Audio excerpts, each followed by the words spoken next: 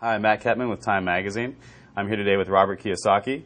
He is the best-selling author of Rich Dad, Poor Dad, which has been translated into more than 50 languages and is the #1 personal finance book in the history of the world. Thank you for joining us today, Robert. Thank you. This question comes to us from A.J. Gupta from Grays Lake, Illinois. If you did not have the Rich Dad in your life, what would you be doing today? It's hard to say if I didn't have my rich dad because as a young kid, starting at probably about the age of 5, 6, 7, 8, 9, I really wanted to be rich. So I think number one is desire, and then you naturally seek your role models and teachers. And in my lifetime, I've had multiple rich dads.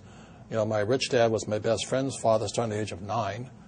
And then today, I still seek mentors and wise men and wise women because that's how you get wiser, is by hanging out with smart people. And this one comes to us from Lagos, Nigeria. What made you write Conspiracy of the Rich? It goes back to why don't we have financial education in our schools? I mean, good question, right? Right. And how come the tax laws are different for different people? There's 4 things that make the most 90% of the people poor. Number 1 is taxes. 2 is debt, the college loans, house loans, car payments, credit cards. 3 is inflation. Everything goes up because taxes go up. It's not because things are more expensive. There's taxes. If I have to pay more taxes, I have to pass that on. And the 4th thing that makes people poor is a retirement plan, that 401k or the IRA or their SIP. I don't need a retirement plan because all of my assets produce income. So like I have 1,400 apartments. Every month I get a check. Why do I need a retirement plan? I have 8 oil wells. Every month I get a check. Are there some people who should play it safe and do the traditional route and just pick up a house, pay the mortgage? That's probably the most dangerous thing you can do today. What's happening in the Western world, in America, we're going to become a third world nation, rich and poor. That's it. The middle class is being wiped out. So the people in the middle, whoever's left in there, will be the ones paying the taxes, the debt, the inflation. Right. The middle class is they're the pack mule. Is there any way a government can help this, or is it really based on the individual to come up? You have to decide which side of the fence you're on, rich or poor. Yeah. Make up your mind. Yeah. Make up your mind. I made up my mind. It's Rich Dad, Poor Dad. I want to listen to my old man, a PhD. The government will take care of me. You save your money. And as you're saving your money, the Federal Reserve is printing trillions of dollars. How stupid can you be?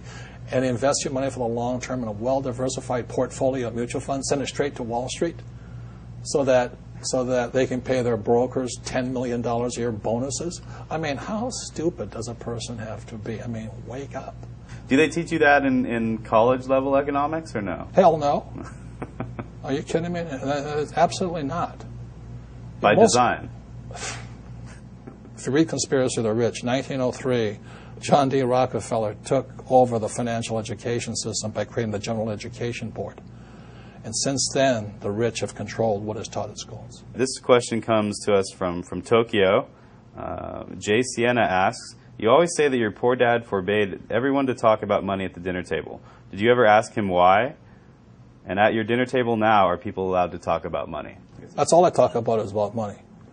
Tell me something money does not affect.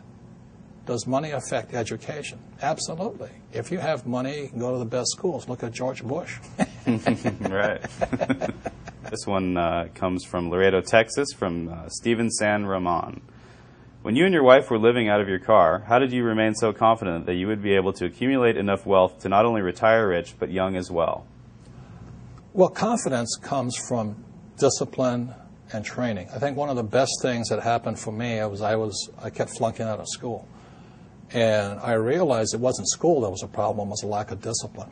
And so that's one of the reasons that I went to military school. The military trains you that there's 4 strengths. There's mental strength, emotional strength, physical strength, and spiritual strength. So that's what kind of kept me going. Is there a time to bail out on a project, though? When... That's not in my vocabulary. Yeah. Look, I have an unfair advantage, I went to war. And at war, I'm alive because other guys died for me. When you see stuff like that, how can I quit? Most guys are just wimps, pussies, cowards. They don't have it. So they should get a job. Muhammad Zafar asks, is it possible for a person with no money and few resources to still make a fortune? How? Get off your butt. You have to get smart. You have to look for teachers. I mean, it's pretty obvious. Like I said, if you want to be a mechanic, you go hang out with mechanics. You want to be a school teacher, hang out with school teachers. Right? It's really simple. I mean, and it takes determination, discipline, drive, correction. Can't quit.